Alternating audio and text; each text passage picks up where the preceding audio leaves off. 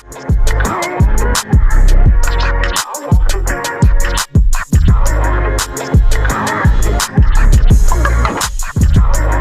morning, good afternoon, and good evening. This is the Voice of Africa TV. And to those of you listening, this is the Voice of Africa podcast. Today we are joined with Miss Tanasha Donna. Tanasha is Ethiopian-based. She's a musician, artist, and businesswoman, as she said earlier. And yeah, to get right. Kenyan-based, correction. Sorry? Kenyan-based. Kenyan-based. Oh, I'm so sorry. Yes. Yeah, no, it's okay. Don't worry about it. Ms. Tanasha, can you please tell us about your childhood growing up? Sure. Well, I was born in England, North England, to be specific.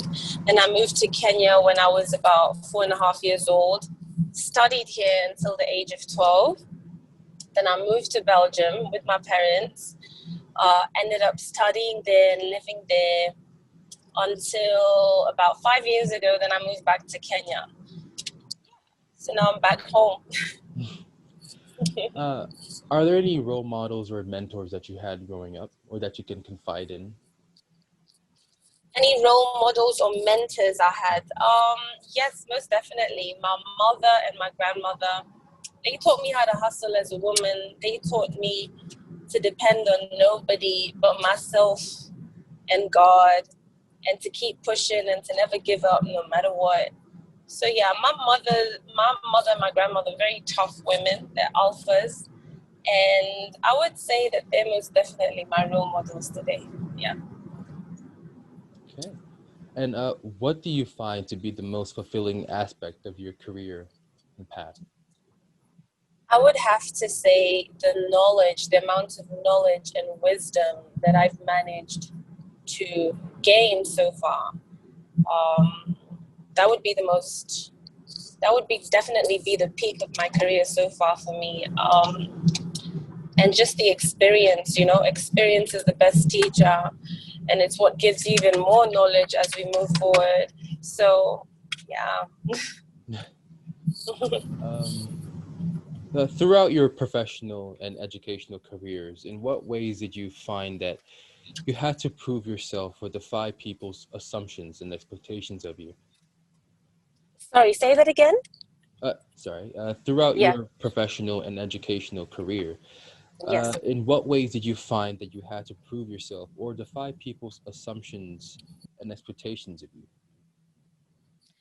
What point did I feel like I had to prove myself? I would definitely say the moment I became a mother, because now this is when I had to work extra hard. Now I have a responsibility. I have a whole other human being that I have to take care of. So it's not only about me anymore, Before that, it was just about me. We could be selfish, but the minute you become a parent, hence why they say respect your mothers, is when everything changes, So I felt like I had to prove myself as a mother, not only to my son, but to my supporters and to everyone out there who's watching me and who's behind me.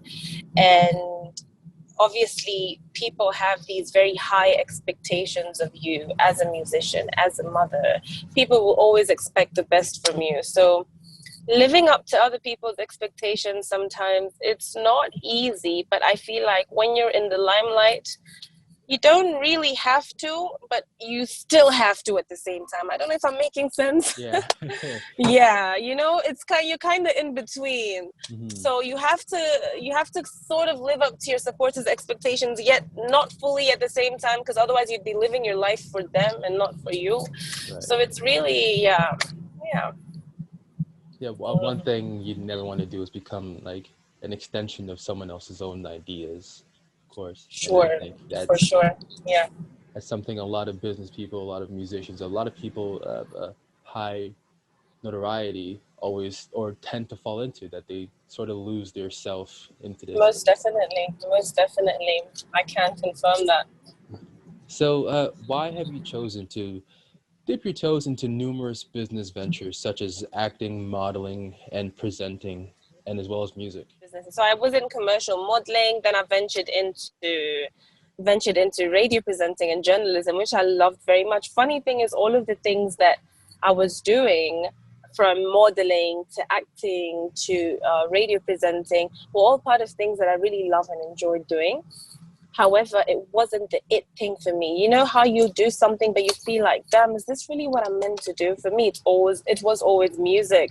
Mm-hmm. So now my focus is now just on music. I quit presenting about a year and a half ago, but I had a really great time and gained a whole lot of knowledge when I was doing that as well. And gained a whole lot in terms of modeling, because now I creative direct all of my projects and all of my music videos. So I believe that all this entire journey just merged perfectly into what I'm doing right now. Yeah. Okay, and do you have a goal and like an end goal in mind in doing so, or choosing these various businesses or various career choices?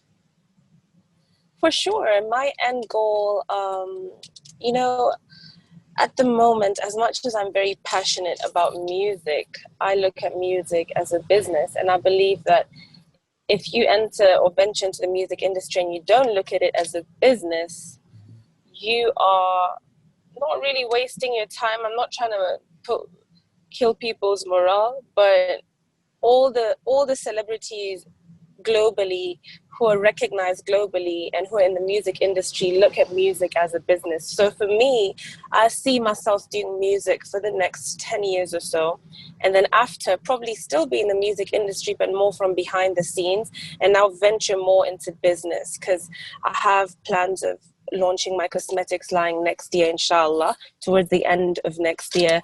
And I have all of these plans, all of these annual plans in terms of, I want to launch a jeans line as well, a denim line. So for me, eventually I see myself, because I feel like if I was to do music for the rest of my life, I wouldn't really enjoy it fully. I'd be working just to go on tours and constantly do ABC and constantly be busy. And I feel like I want to retire early, you know? I want to retire my mid-30s maybe, if possible, inshallah, why not? So yeah, my main goal is to end up becoming a businesswoman and a family woman. You know, every woman has the dream of getting married one day. So I see myself in the music industry for another good 10 years or so. And then after that, I'm definitely going to be doing more business behind the scenes. Yeah. Okay. So because of the COVID pandemic, how have you utilized your time to better build your career? And what innovative ways have you been able to still grow into your career? Well, I would say through digital platforms, because that's the only thing that's moving at the moment. And through this pandemic, I believe that's how people in the entertainment industry, to be specific, have managed to remain relevant, is through digital platforms. So alhamdulillah, I've managed to get endorsements and still shoot these music videos and release them and make money off digital platforms. Yeah. So we'll move on to like the current side of things. Why was it important to you to bring talents back to Kenya to participate in Miss World Kenya after starting your beginnings in the fashion industry during your time in Belgium? Well, I was actually meant to participate in Miss World Kenya. That was the main goal as to why I came back to Kenya. That was the main thing. I wasn't actually meant to move back. That's the funny story of this. I was meant to go back home. However, something happened. I ended up not participating. I ended up not doing the actual pageant, because I found myself in venturing into other deals that also revolved around commercial modeling. And so I took those deals instead of going the Miss Kenya way, pageant way. However, I did get to see a lot of things happening behind the scenes. So, yeah. Can you talk about why you created For Her luxury hair and the significance it holds to you personally? Oh my goodness, that's such a funny story. That was a very rushed business idea I had. I used to see, back then, human hair wasn't really a thing in Kenya. It was popping, but not as much. Right now, all the ladies rock human hair, but about 5 years about 4 years ago, so 3 years ago, it was happening, but not as much. So I felt like it was the perfect time to get into that business because I knew of a lot of business women who are making really good money from it.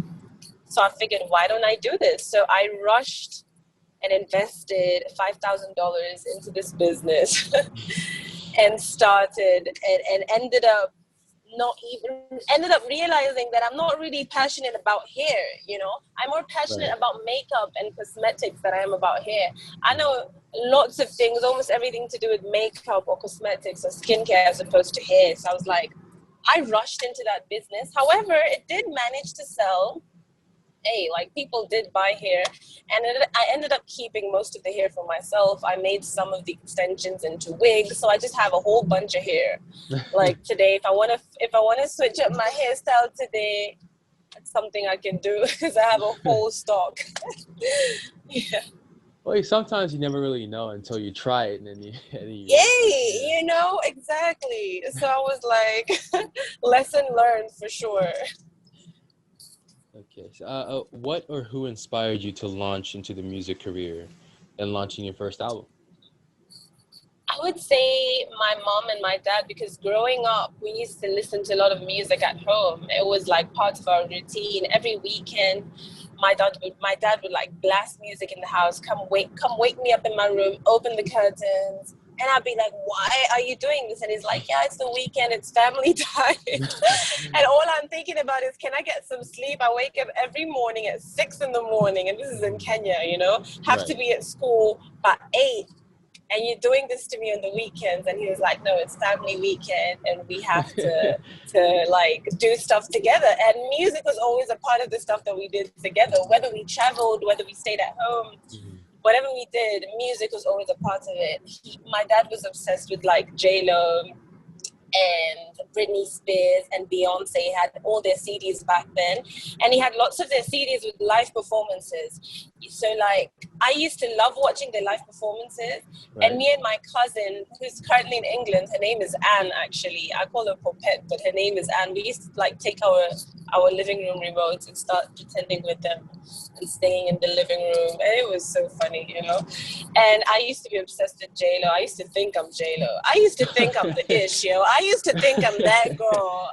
I was like, this is me, and yes, I'm gonna own it. So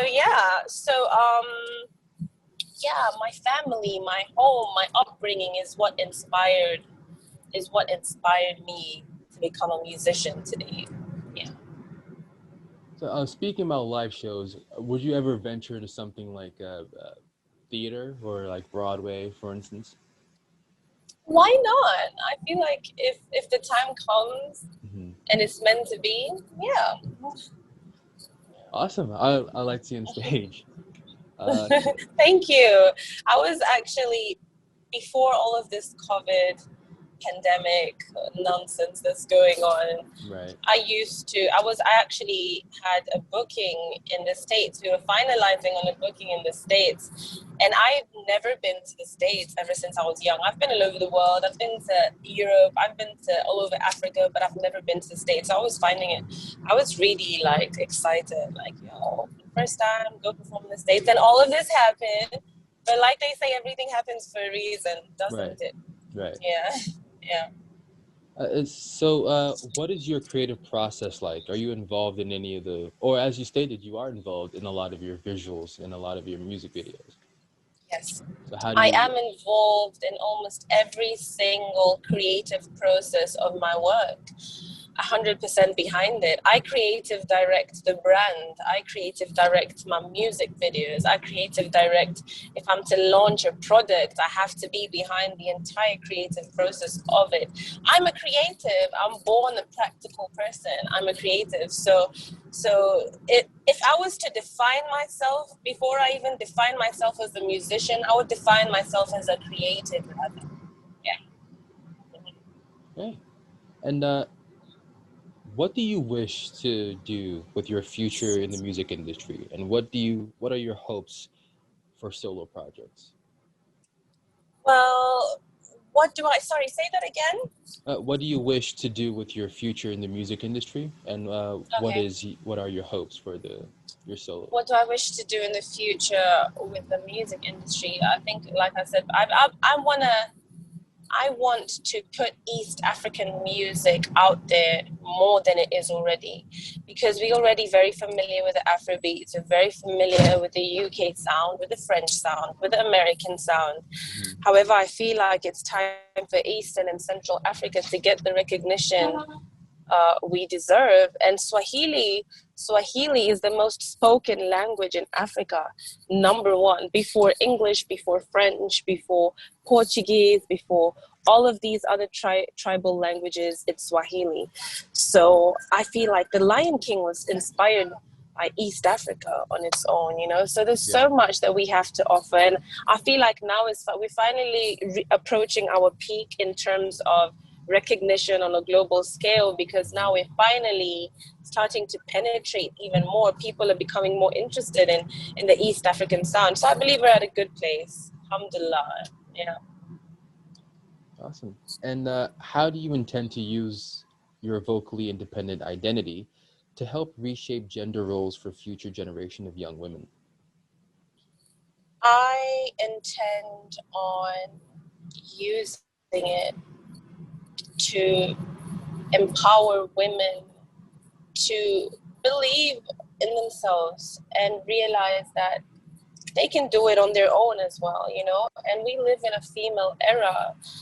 Jay-Z appointed the CEO of Rock Nation as a female, you know. There's a lot of women behind those desks making decisions. So I want to show and empower women that you can do it on your own. You don't need to depend on another human being or a man, or nothing against the boy child. I'm all pro boy child, okay? I'm not those extremist feminists, huh?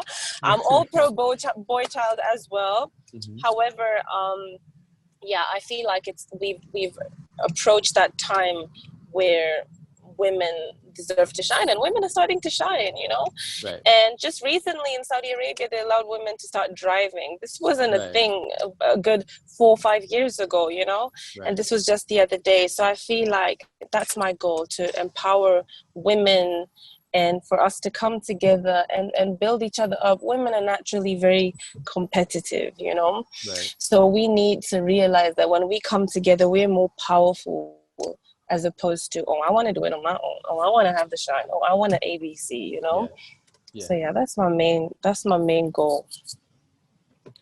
So do you plan on remaining in the midst of all these different industries, or is there a specific path you want to focus on? I know you said earlier that you have really found your calling in music. Is that something that you want to stay directly on, or would you pander back? I don't, like I said, I would stay in the music industry. I might be in it for a while. However, publicly, I see myself another 10 or 12 years from now, not wanting to be a musician publicly. I might, inshallah, I'll have gained my name, gained the recognition I needed, I want globally, because I want to get that global recognition. That way, when I venture into other businesses and when I inspire people, it all just comes together, all makes sense. So for me, I'm gonna definitely still be in the music industry another 10, 12 years from now, but now from behind the scenes.